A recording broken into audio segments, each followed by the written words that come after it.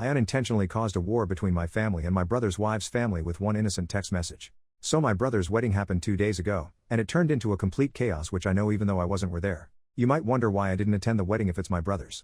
Well, it's because of his wife's family. He did send me an invitation to the wedding because he wanted me there, but his fiancée told him I couldn't attend because I had a boyfriend. You might be confused. But I'm a man. A bisexual man to be exact, and I have a boyfriend who I wanted to bring to the wedding. She said even though she doesn't have a problem with that and he doesn't have a problem with that, her extremely religious parents who already forced her to do the wedding in a church would most likely banish us from the wedding and cause trouble between our families.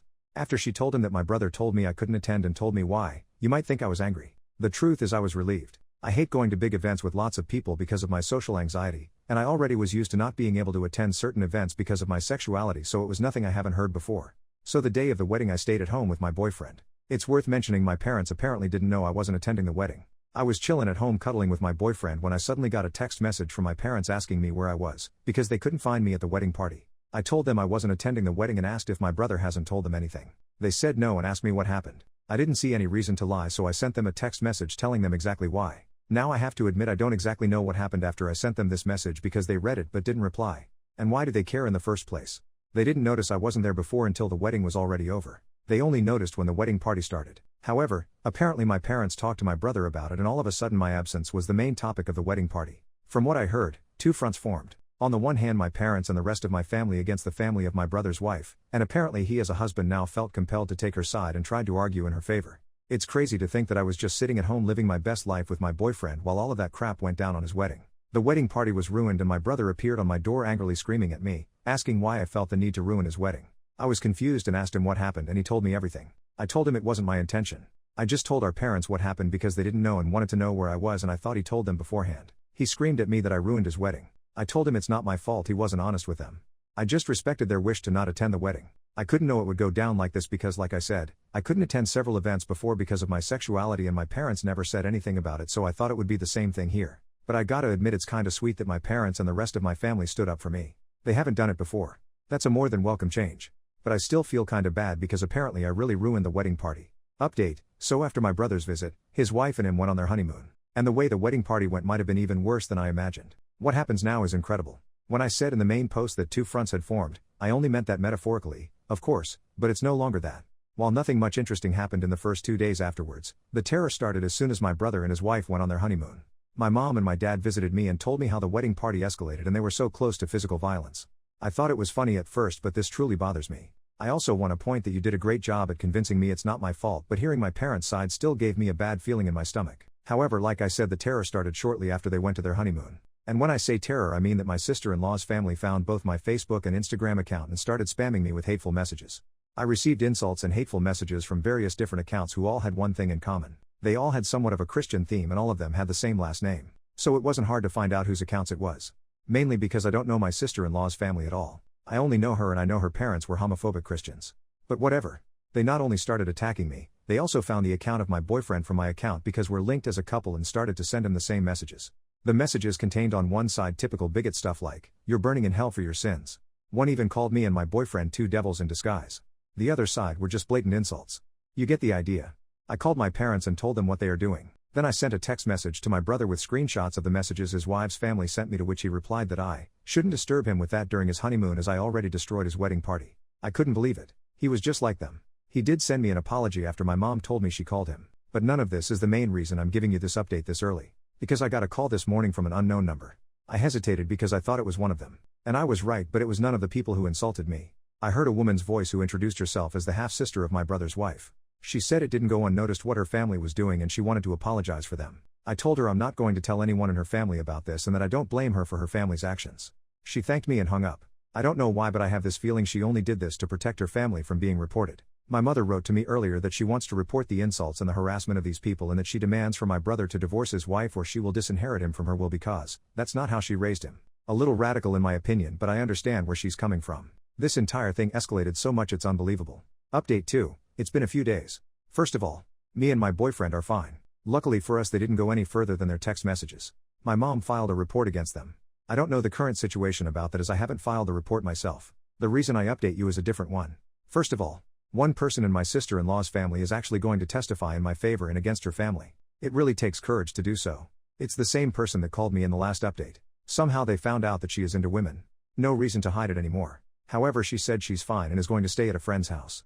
I have so much respect for what she does. Imagine the strength you need to testify against your own family.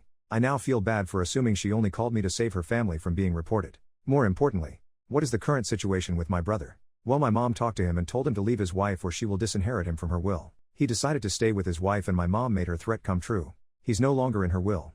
My father did the same. When I visited them, I also told them that I wish that this entire situation went different. They assured me it's not my fault, but I feel like if it wasn't for me then my family wouldn't be ripped apart like this. Haven't talked to my brother since then. My boyfriend feels similar. He also told me he kinda feels responsible for all this chaos. I assured him it's not his fault, but honestly I wasn't even sure if I could say this in my position.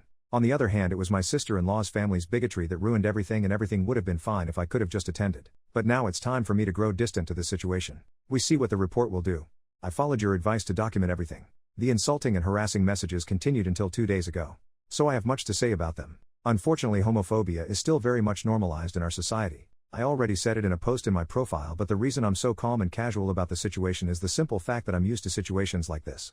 They don't get to me anymore. If I let any insult get to me, I wouldn't make it for a long time. It's a coping mechanism.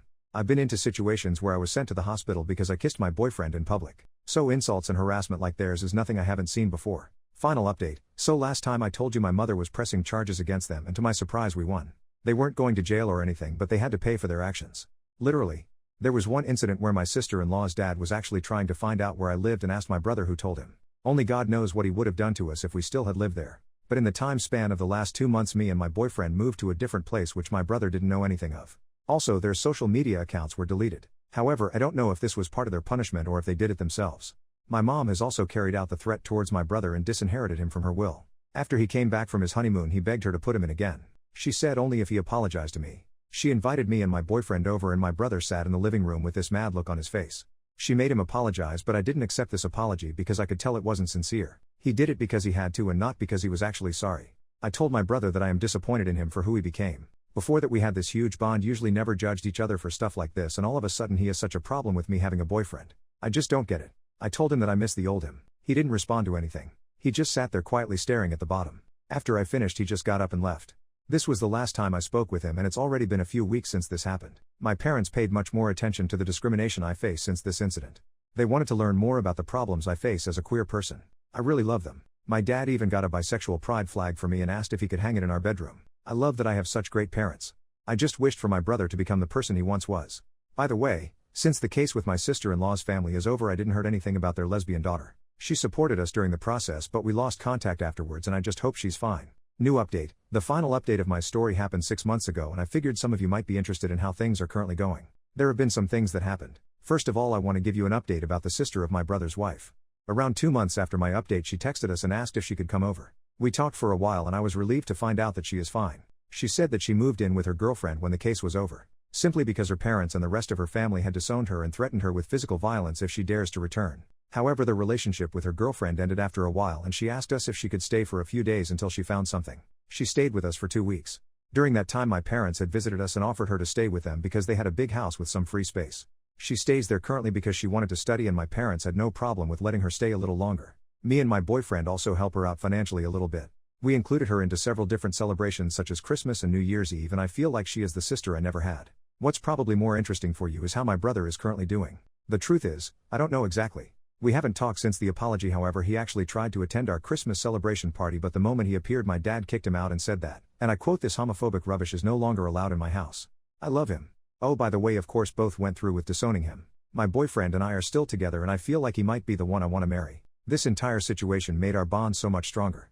I plan on proposing to him, but there are so many ideas floating around in my head for the proposal that I can't really decide which one. Also, the social media accounts of my sister-in-law's family had disappeared entirely. All of them, but I assume they already made new ones under a new name. I'm just glad all of this is finally over. I don't have any compassion left for my brother. I just wish he had never developed this way. Everything that happened to him, he brought it on himself. If you guys want, I can update you when I'm engaged.